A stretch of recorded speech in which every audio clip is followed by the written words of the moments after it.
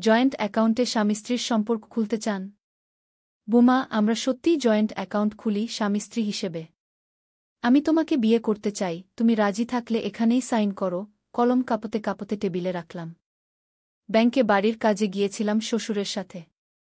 নতুন অ্যাকাউন্ট খোলার দরকার ছিল।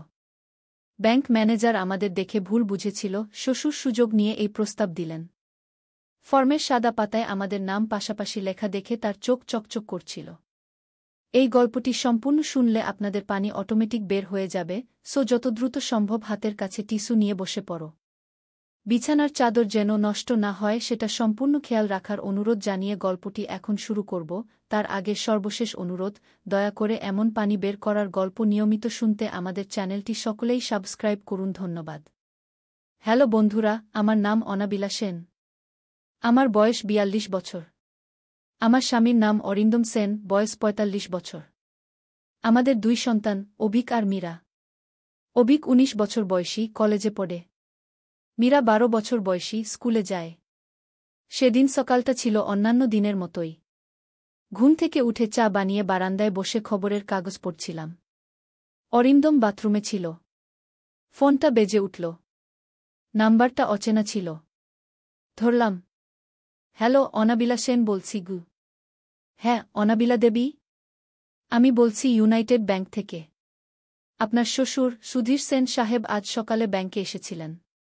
একটা জয়েন্ট অ্যাকাউন্ট খোলার ব্যাপারে আলোচনা ছিল। উনি আপনাকে আর উনাকে নিয়ে আসতে বলেছেন গু। আমি অবাক হয়ে গেলাম। আমার শ্বশুর মারা গেছেন ৫ বছর আগে। কে এই লোক যে নিজেকে আমার শ্বশুর বলে পরিচয় দিয়েছে? দেখুন, আপনি ভুল তথ্য পেয়েছেন। আমার শ্বশুর বেঁচে নেই গু। একটু নীরবতা। ওহ, তাহলে হয়তো আমি ভুল করেছি। দুঃখিত উ। কল কেটে গেল। আমি অস্বস্তি নিয়ে ফোনটা নামিয়ে রাখলাম। অরিন্দম বাথরুম থেকে বেরিয়ে আমার পাশে এসে বসল। ওকে ঘটনাটা বললাম। কি অদ্ভুত ব্যাপার, ও বলল। কেউ প্র্যাঙ্ক করেছে হয়তো উ। সেদিন বিকেলে আমি মার্কেটে যাচ্ছিলাম।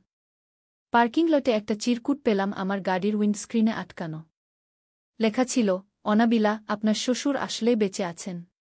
আপনাকে একটা গুরুত্বপূর্ণ কথা বলতে চান। গতকাল রাতে আমি যে নাম্বার থেকে ফোন করেছিলাম সেখানে কল করুন গো। আমার হাত কাঁপতে লাগল। চিরকুটটা পকেটে রেখে দিলাম।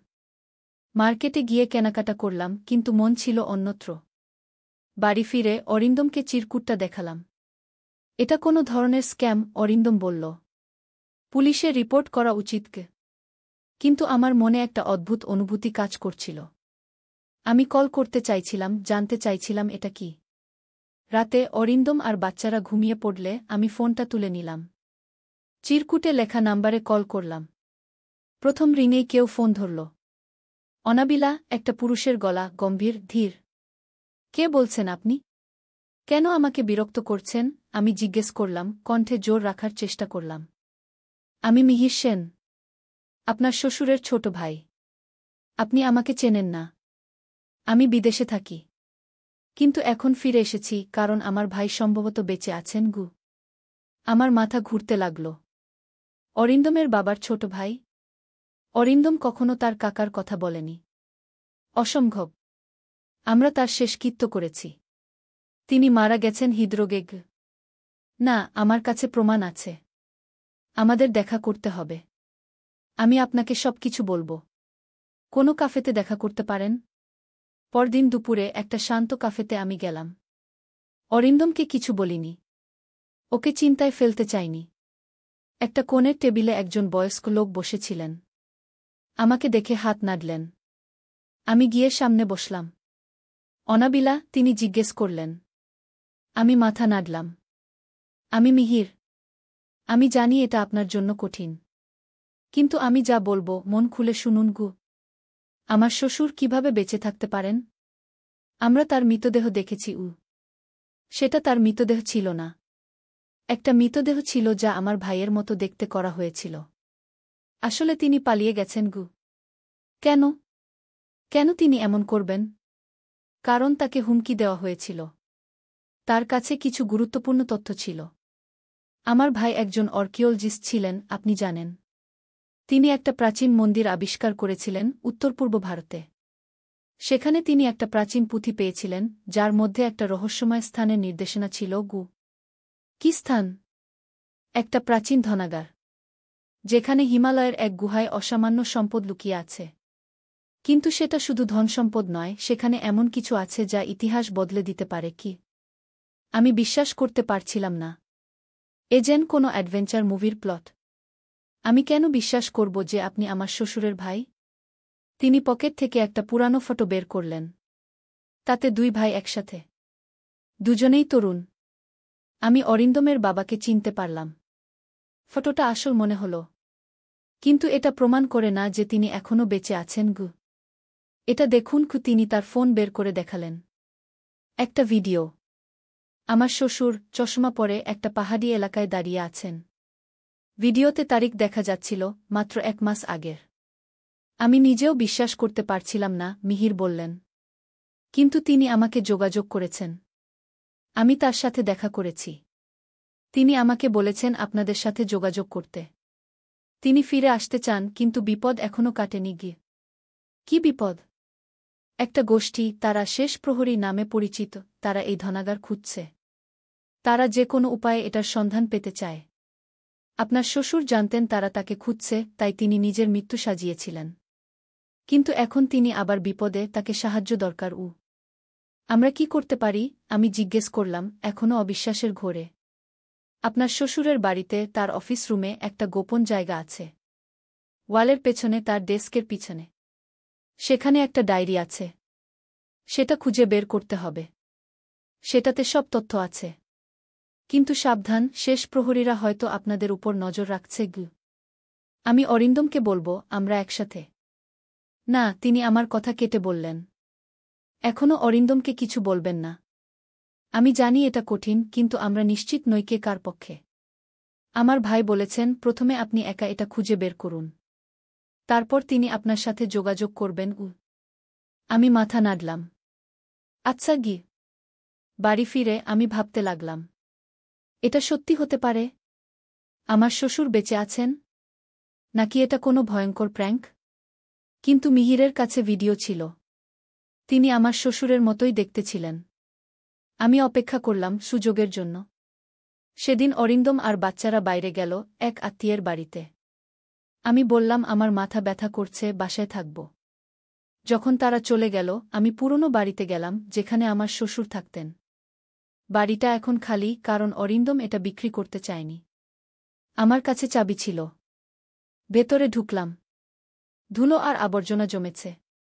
অফিস রুমে গেলাম। সেখানে ছিল একটা বড় ডেস্ক, বইয়ের আলমারি, একটা পুরনো কম্পিউটার। ডেস্কটা সরালাম। দেয়ালে কোনো গোপন জায়গা খুঁজতে লাগলাম। আঙ্গুল দিয়ে দেয়াল পরীক্ষা করতে করতে একটা জায়গায় টোকা দিতে অন্যরকম শব্দ হল। সেখানে চাপ দিতেই দেয়ালের একটা অংশ খুলে গেল। ভেতরে একটা ছোট বক্স। খুলে দেখলাম ভেতরে একটা পুরনো ডায়েরি, কিছু কাগজপত্র আর একটা ছোট চাবি। ডায়েরিটা খুললাম। প্রথম পাতায় লেখা, প্রিয় অনাবিলা, যদি তুমি এটা পড়ো তাহলে বুঝতে হবে আমি বেঁচে আছি। আমি দুঃখিত এই মিথ্যার জন্য। আমি তোমাকে, অরিন্দমকে, আমার নাতিনাতনিকে রক্ষা করতে চেয়েছিলাম। কিন্তু এখন সময় এসেছে সত্য জানার। অনুগ্রহ করে 5ই অক্টোবর নন্দন পাহাড়ের বনবিহার রিসোর্টে আসো। তোমার জন্য একটা রুম বুক করা আছে। সেখানে আমি তোমার সাথে দেখা করব। আমি জানি এটা তোমার জন্য কঠিন, কিন্তু অরিন্দমকে কিছু বলো না এখনো। কারণ জানবে যখন আমরা দেখা করব। ডায়েরিতে আরও অনেক তথ্য ছিল। প্রাচীন মন্দিরের অবস্থান, পুঁথির ছবি, একটা মানচিত্র। আমি সবকিছু পড়লাম হতবাক হয়ে। এটা যেন কোনো ফ্যান্টাসি গল্প। কিন্তু লেখাটা আমার শ্বশুরের ছিল, আমি তার হাতের লেখা চিনতাম। বাড়ি ফিরে এসে আমি কি করব ভাবতে লাগলাম।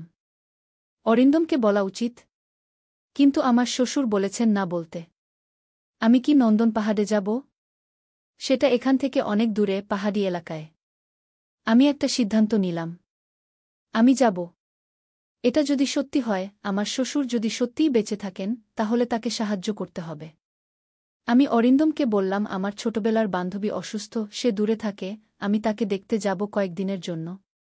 5ই অক্টোবর আমি নন্দন পাহাড়ে গেলাম। বনবিহার রিসোর্টে। রিসেপশনে গিয়ে বললাম আমার নাম। তারা বলল আমার জন্য একটা রুম রিজার্ভ করা আছে। আমি রুমে গেলাম। একটা সুন্দর ঘর, জানালা দিয়ে পাহাড় দেখা যায়। বিকেলে দরজায় নক হলো। আমি দরজা খুললাম, সামনে দাঁড়িয়ে আমার শ্বশুর অনাবিলা। তিনি বললেন, গলা ভারী। আমি কাপা হাতে তাকে জড়িয়ে ধরলাম। আপনি সত্যিই বেঁচে আছেন? হ্যাঁ মা। আমি দুঃখিত। আমরা ঘরে ঢুকলাম। তিনি বসলেন। তিনি দেখতে অনেক শীর্ণ হয়ে গেছেন, কিন্তু চোখে সেই তীক্ষ্ণ দৃষ্টি। আমি জানি তোমার অনেক প্রশ্ন আছে। আমি সব বলবো। কিন্তু প্রথমে, তুমি ডায়েরি নিয়ে এসেছ? আমি ব্যাগ থেকে ডায়েরি বের করলাম। ভালো। এটা অত্যন্ত মূল্যবান। আমি তোমাকে গল্পটা বলি। 5 বছর আগে আমি উত্তর পূর্ব ভারতে খনন কাজ করছিলাম। সেখানে আমরা একটা প্রাচীন মন্দির আবিষ্কার করলাম। মন্দিরের ভেতরে একটা গুপ্ত কক্ষ, সেখানে একটা প্রাচীন পুঁথি। পুঁথিতে লেখা ছিল একটা প্রাচীন ধনাগারের কথা, যেটা আসলে একটা জ্ঞানের ভাণ্ডার। সেখানে এমন তথ্য আছে যা ইতিহাস বদলে দিতে পারে। কি তথ্য? প্রাচীন ভারতের বিজ্ঞান ও প্রযুক্তি সম্পর্কে। এমন কিছু আবিষ্কারের কথা যা আমরা এখনও জানি না। কিন্তু একটা গোষ্ঠী, শেষ প্রহরী, তারা এসব তথ্য চায় নিজেদের জন্য। তারা আমাকে হুমকি দিয়েছিল। আমি বুঝতে পারলাম আমার জীবন বিপন্ন, তাই আমি নিজের মৃত্যু সাজালাম। কিন্তু আপনি অরিন্দমকে জানালেন না কেন? সে আপনার ছেলে। কারণ যত কম লোক জানবে তত নিরাপদ। আমি জানতাম আমি বেঁচে আছি, তাহলে তারা অরিন্দমকে জেরা করবে, তোমাকে জেরা করবে। আমি তোমাদের বিপদে ফেলতে চাইনি। কিন্তু এখন পরিস্থিতি বদলেছে। আমি জানতে পেরেছি শেষ প্রহরীরা মানচিত্রের একটা অংশ পেয়ে গেছে। তারা ধনাগারের সন্ধান করতে শুরু করেছে। আমি একা তাদের থামাতে পারব না। আমরা পুলিশে যাব। না, শেষ প্রহরীদের সর্বত্র লোক আছে। সরকারি অফিসে, পুলিশে। সেজন্যই আমি তোমাকে খুঁজেছি। আমি জানি তুমি একজন সাহসী নারী। আমি তোমার সাহায্য চাই। আমি কি করতে পারি? আমরা ধনাগারে যাব, তারা পৌঁছানোর আগে। আমরা সেখানকার জ্ঞান নিয়ে আসব এবং বিশ্বের সামনে প্রকাশ করব। এটাই ভালো উপায়। একবার সবাই জানলে শেষ প্রহরীরা আর এটা নিজেদের জন্য ব্যবহার করতে পারবে না। কিন্তু অরিন্দম। এখন সময় হয়েছে অরিন্দমকে জানানোর। আমি ভেবেছিলাম একা তোমাকে নিয়ে যাব, কিন্তু এটা ঠিক হবে না। আমি জানি অরিন্দম আমার ছেলে। সে আমাদের সাহায্য করবে। আমি বাড়ি ফিরে অরিন্দমকে সবকিছু বললাম। প্রথমে সে বিশ্বাস করেনি, স্বাভাবিকভাবেই। কিন্তু আমি তাকে ভিডিও দেখালাম, ডায়েরি দেখালাম। সে হতবাক হয়ে গেল। বাবা বেঁচে আছেন, তার চোখে অবিশ্বাস আর আশার মিশ্রণ। হ্যাঁ, আমি তার সাথে দেখা করেছি। তিনি তোমার সাথে দেখা করতে চান। পরদিন আমরা দুজন নন্দন পাহাড়ে গেলাম। অবিক আর মীরাকে আমার বোনের কাছে রেখে গেলাম, বলে গেলাম আমরা কয়েকদিনের জন্য একটু ঘুরতে যাচ্ছি। রিসর্টে পৌঁছে আমরা দেখা করলাম অরিন্দমের বাবার সাথে। অরিন্দম তাকে দেখে কাঁদতে শুরু করল। তারা জড়িয়ে ধরলেন একে অপরকে। বাবা, আপনি কি করে? আমি তোমাকে বলিনি তোমাকে রক্ষা করার জন্য। আমি দুঃখিত বাবাবু। আমরা 3 জন পরিকল্পনা করতে বসলাম। পাহাড়ের গুহায় যেতে হবে, যেখানে ধনাগার লুকানো আছে। গুহাটা সহজে পাওয়া যাবে না। প্রাচীন পুঁথিতে নির্দেশনা আছে, কিন্তু সেগুলো জটিল। আমাদের সাথে একজন গাইড দরকার, কেউ যে পাহাড় চেনে। আমার শ্বশুর বললেন, আমার একজন বিশ্বস্ত বন্ধু আছে, নরেন। সে এই এলাকার আদিবাসী। সে আমাদের সাহায্য করতে পারবে। পরদিন আমরা নরেনের সাথে দেখা করলাম।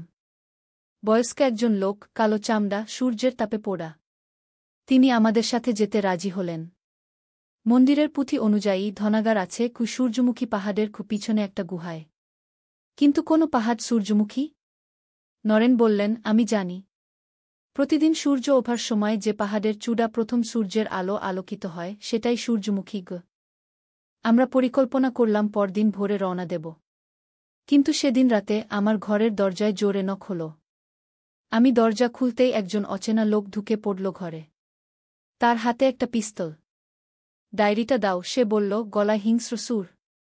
কি ডায়েরি? আমি প্রশ্ন করলাম, ভয় লুকাতে চেষ্টা করলাম। সুধীর সেনের ডায়েরি। আমরা জানি তোমার কাছে আছে।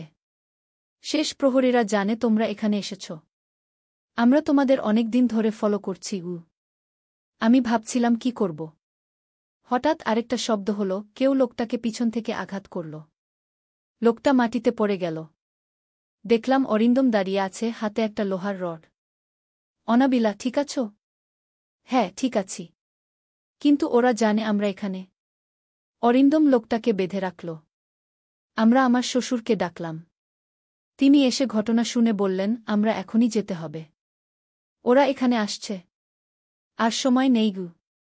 আমরা রাতেই রওনা দিলাম। নরেন আমাদের গাইড করল অন্ধকারে। পাহাড়ি পথে হাঁটতে হাঁটতে আমরা একটা গভীর জঙ্গলে পৌঁছলাম। সেখানে একটা গুহার মুখ। এখান দিয়ে যেতে হবে, নরেন বলল। আমরা টর্চের আলো গুহার ভেতর দিয়ে এগোতে লাগলাম। গুহাটা অনেক গভীর ছিল। পথে নানা রকম বাধা, খাড়া পাথর, সরু রাস্তা, সাপের মতো পিচ্ছিল জায়গা। একবার আমার পা পিছলে গেল, অরিন্দম আমাকে ধরে ফেলল। সাবধানে, সে বলল।